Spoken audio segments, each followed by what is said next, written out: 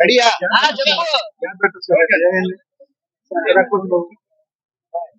అందరికీ నమస్కారం. ముందుగా ఇక్కడికి వచ్చిన మీడియా మిత్రులందరికీ కూడా నా యొక్క హృదయపూర్వక నమస్కారాలు తెలియజేసుకుంటున్నా. ఈ రోజు మా ప్రీతమ నాయకులు వైఎస్ జగన్మోహన్ రెడ్డి గారి యొక్క పిలుపు మేరకు వెన్నిపోటుకి 2 ఏళ్లంటూ నిరసన కార్యక్రమాన్ని చేపట్టడం జరిగింది. ఇక్కడ ఈ రోజు ఈ నిరసన కార్యక్రమం ప్రతిపాడు నియోజకవర్గంలో, ప్రతిపాడు మండలంలో భారీగా జనాలందరూ కూడా తరలిచ్చారు. చూసే ఉంటారు, వేలాది మంది తరలిచ్చారు. ఇదేదో ఒక పిలుపు మేరకు వచ్చినటువంటి విషయం అయితే కాదు. ప్రజల్లో నిరసన ఉంది. ఎందుకు నిరసన అనేది ఉందంటే, ఊటకపు మాటలతో చంద్రబాబు నాయుడు గారు గద్దెనెక్కారు. అంటే అలివి కాని హామీలు అవి.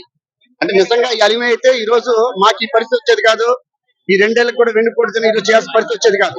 ఎందుకంటే ఆయన ఏదైతే 6 హామీలు చెప్పాడో, సూపర్ 6 అనే 6 హామీలు చెప్పి ప్రజల్ని మోసం చేసి ఈ రోజు ఈ యొక్క గద్దెనెక్కి ప్రజల మీద మెడల మీద ఎక్కి ఆడుతున్నారు. ఇది అందరూ ప్రజలు గమనిస్తున్నారు. ముందుగా ఎంత దుర్మార్గం అంటే, ఆడబిడ్డ ఇదన్నారు. అసలు ఏ ఆడబిడ్డకి నిధి ఇచ్చారో అన్నది చంద్రబాబు నాయుడుకి చెప్పాలా. అది చూస్తే 0. అది కూడా తుంగలో తొక్కిచ్చాడు.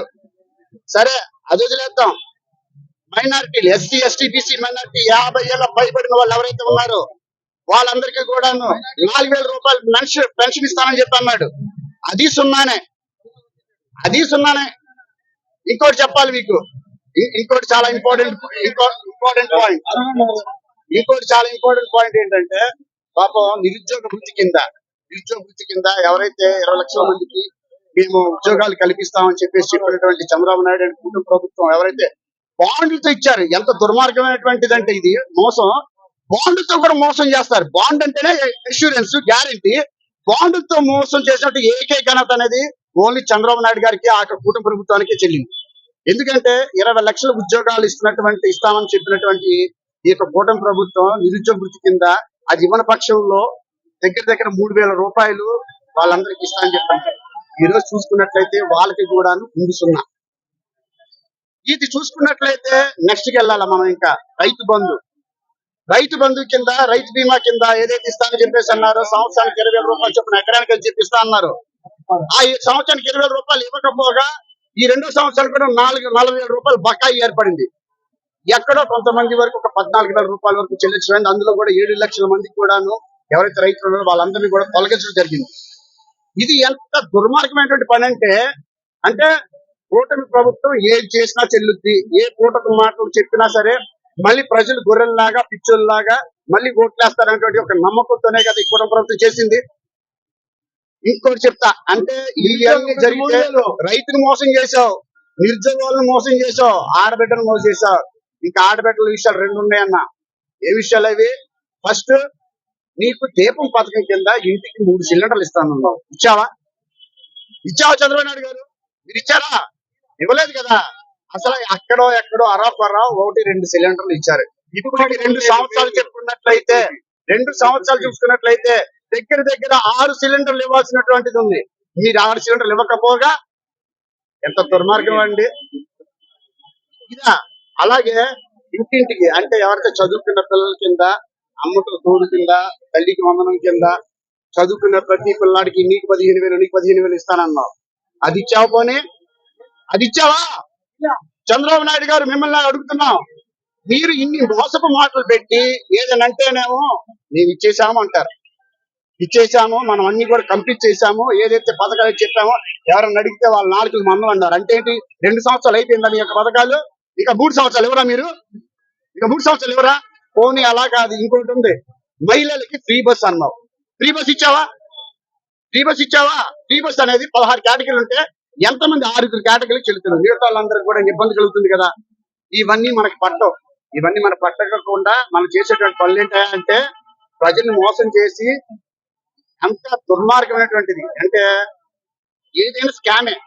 చంద్రబాబు నాయుడు గారు ఏది పట్టుకున్నా గానీ దోచుకోవటం, దాచుకోవటం, ఇది తప్ప వేరేది లేదు.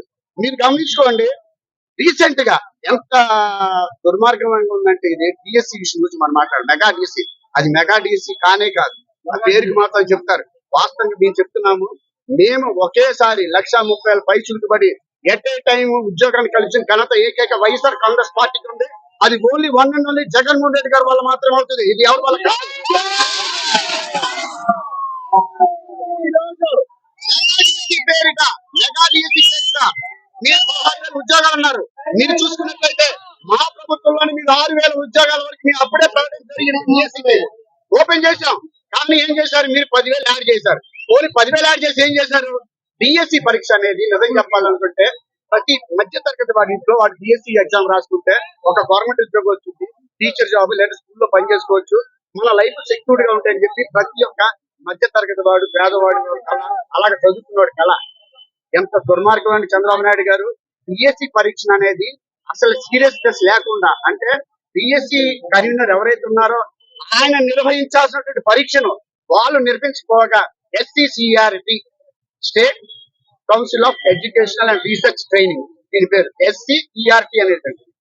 దీనిలో నుంచి అది అవుట్ సోర్సింగ్, మళ్ళీ that is not and government undertaking, అది outsourcing job. Outsourcing ఉన్నటువంటి యొక్క వాళ్ళకి కన్వీనర్ చెప్పి వాళ్ళకి ఆ డిఎస్సి బాధ్యత చెప్పి పరీక్షా పేపర్ల ప్రిపరేషన్ కి, అలాగే ఎగ్జామినేషన్ తాలూకా ఏదైతే ఉందో చూసుకో పర్యవేక్షణకి, ఈ రెండింటికి అతను నియమించారు.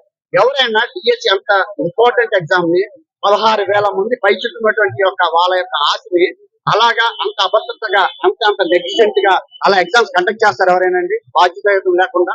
అంటే అవుట్ సోర్సింగ్ కూడా ఏం చేసినా గానీ అది మా వాడి మీద పోద్ది, ఇది గవర్నమెంట్ కి రాదని ఉద్దేశంగా మీకు దుర్దేశంగా చంద్రబాబు నాయుడు గారు. మీరు ఇంకో విషయం మీరు గ్రహించాలా అంటే, ఒక అవుట్ సోర్సింగ్ పర్సన్ ద్వారా మీరు ఎగ్జామ్స్ కండక్ట్ చేస్తే మీకు బాగా అర్థమైందో, మీకు తెలుసో తెలీదో, ఏది కూడాను ప్రతి ఎగ్జామ్ మన పేపర్ ని మనం సిస్టమ్ లో పెట్టి ఆన్లైన్ లో పెట్టడం అనేది జరుగుతుంది, ఆన్లైన్ ద్వారా జరుగుతుంది. ఇక్కడ మిస్లీడ్ అయ్యేటువంటి అవకాశాలు చాలా ఉంటాయి అవుట్ సోర్సింగ్ లో. ఈ రోజు మీరు చూసుకున్నట్లయితే ఒక వ్యక్తి కృష్ణా జిల్లాలో first social studies paper rank 1 వచ్చింది. అలాగే స్టేట్ మొత్తం చూసుకున్నట్లయితే జోన్ 2 కింద చూసుకున్నట్లయితే తెలుగు కూడా 6వ ర్యాంక్ వచ్చింది. ఇది ఎవరు వచ్చిందో తెలుసా? అన్నా? ఇది అవుట్ సోర్సింగ్ లో ఎవరైతే జాబ్ చేశాడో అతనికి వచ్చింది. దీన్ని బట్టి తేటతలం అవుతుందా లేదా? అంటే పేపర్ లీక్ అయిందా లేదా? చంద్రబాబు నాయుడు గారు మీరే చెప్పాలా. ఇప్పుడు ఉన్నటువంటిది ఏదైతే ఈ లీక్ అయినటువంటి విషయాన్ని పక్కన పెట్టేస్తే, ఇది చేయకపోగా చంద్రబాబు నాయుడు గారు రూల్స్ కొత్త అంటే సెలక్షన్ అయ్యారని చెప్పి ఇంత మీ సెలక్షన్ అయ్యామండి ఇంతమంది అని చెప్పి ఎవరు సెలక్షన్ టీం పంపించారు.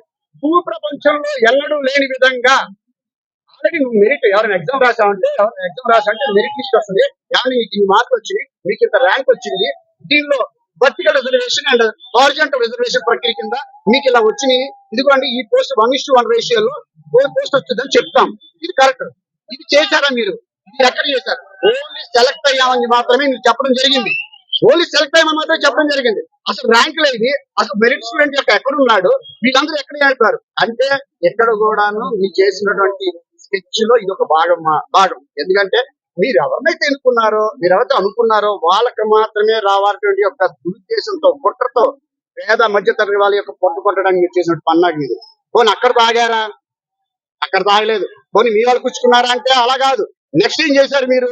ఇదే డిఎస్సి ఎగ్జామ్ ఏదైతే ఉందో స్పోర్ట్స్ కోటాలో వెరైటీగా ఉంది. ఈ స్పోర్ట్స్ కోటా కూడాను దగ్గర 42 కేటగిరీ స్పోర్ట్స్ కోటా, అంటే కష్టపడినోడికి లేదు. ఇందులో ఎందుకు లేదని చెప్తున్నానంటే ఏప్రిల్ 19, 2025 సంవత్సరంలో మీరు చూసుకున్నట్లే ఒక జియో నెంబర్ 4, జియో నెంబర్ 47 అనేది ఇవ్వడం జరిగింది. అది ఎవరి కోసం తెరిచారో తెలుసా? ఎవరైతే చంద్రబాబు కూటమి ప్రభుత్వం వాళ్ళు ఎవరైతే అనుకుని లోపలికి పిలవటం చేసి వాళ్ళు పిలిచి తర్వాత కొద్ది సమయంలోనే అది మళ్ళీ ఆ జీవోని క్యాన్సిల్ చేసింది. అంటే వాళ్ళు అనుకున్న వాళ్ళు పిలిచేశారు, వాళ్ళు ఎవరైతే వచ్చారో వాళ్ళకందరికి జాబ్ ఇవ్వడం జరిగింది, ఆ జాబ్ ఇచ్చేసుకున్నారు, అంతా అయిపోయింది.